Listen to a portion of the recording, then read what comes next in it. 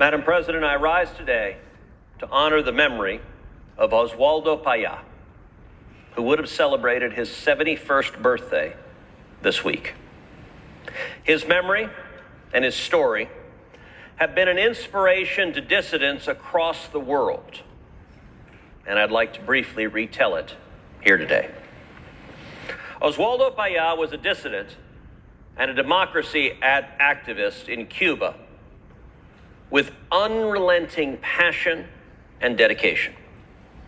He was someone who stood up against the Castro regime at very direct risk to his own life. He had incredible courage. He spoke up for human rights. He spoke up for free speech. He spoke up for democracy. And 11 years ago, Oswaldo Payá was murdered.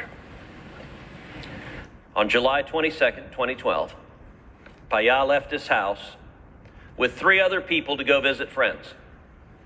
From the start of their journey, their car was followed. On the way, the Cuban police drove Payá's car off the road and killed him. The crash is widely believed to have been orchestrated by the Castro regime. Payá had long been a thorn in the side of the Castros, even from a young age. He was the only person at his school who had refused to join the communist youth.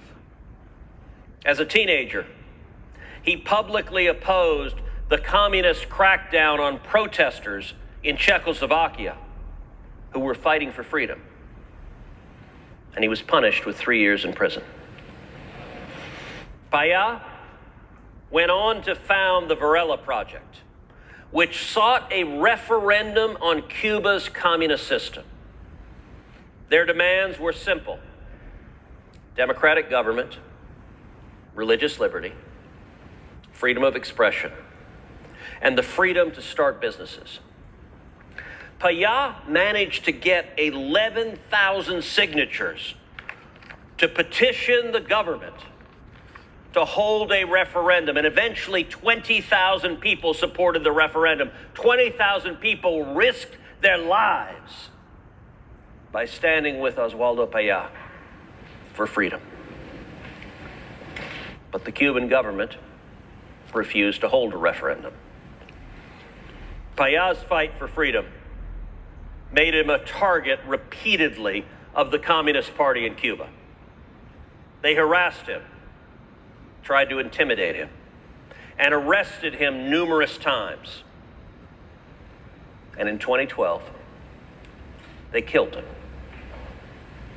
Payá's friend and the driver of the car said that when he awoke after the crash, he was confronted at the hospital by a government operative, and the hospital was flooded with uniformed military personnel.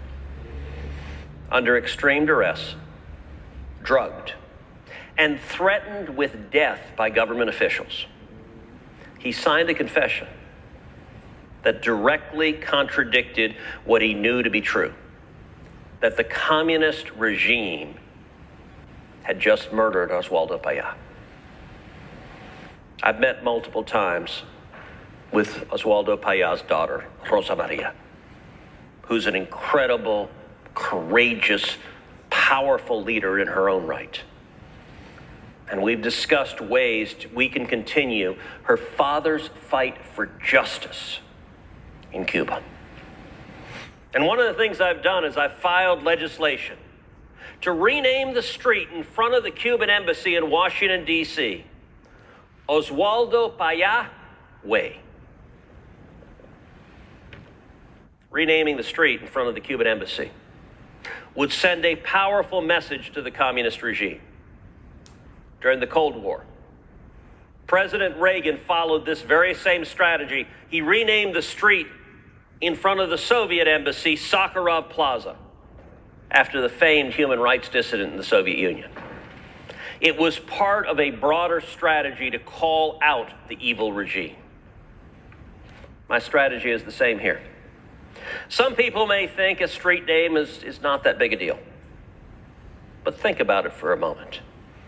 If you change a street name, it means anyone who wants to write to the Cuban Embassy will have to write Oswaldo Payá's name.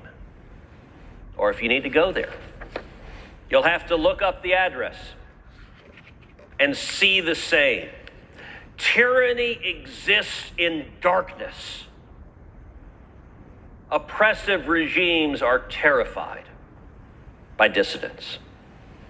Members of the Cuban government who deal with the embassy will have to acknowledge that Payá existed and that this hero who was wrongfully murdered was real. They will have to say his name. There is power in saying his name. I want to tell you another story that illustrates just how powerful this renaming strategy can be. Several years ago, I introduced legislation to rename the street in front of the Chinese embassy in Washington, D.C., Liu Xiaobo Plaza. Liu Xiaobo was a Nobel Peace Laureate and democracy activist in China who was wrongfully imprisoned there. My bill ended up passing the United States Senate 100-0. Every senator, Republican and Democrat, agreed with that bill. Sadly, even though it was a Democrat Senate at the time, the Republican House failed to take up the bill. So it didn't pass into law.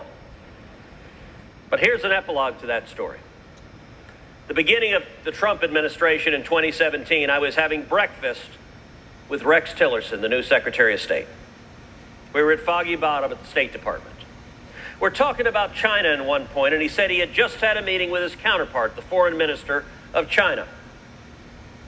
He said the foreign minister came out and said the Chinese Communist government has 3 top priorities in foreign policy. And Rex kind of shook his head. He said, Ted, it's the damnedest thing. One of their top 3 priorities is to prevent your bill to rename the street in front of their embassy from passing. I'll tell you what I told Rex that morning. At the time, Liu Xiaobo had passed away. He had never collected the over $1 million that he was entitled to for winning the Nobel Peace Prize. But his widow, Liu Xia, was still in China. China would not let her go. And I told Rex, you go back to China and you tell them the following. If they release Liu Xia, if they let her go, I will stop pressing to pass this bill. But if they don't, I will continue pressing to pass it, and we will succeed.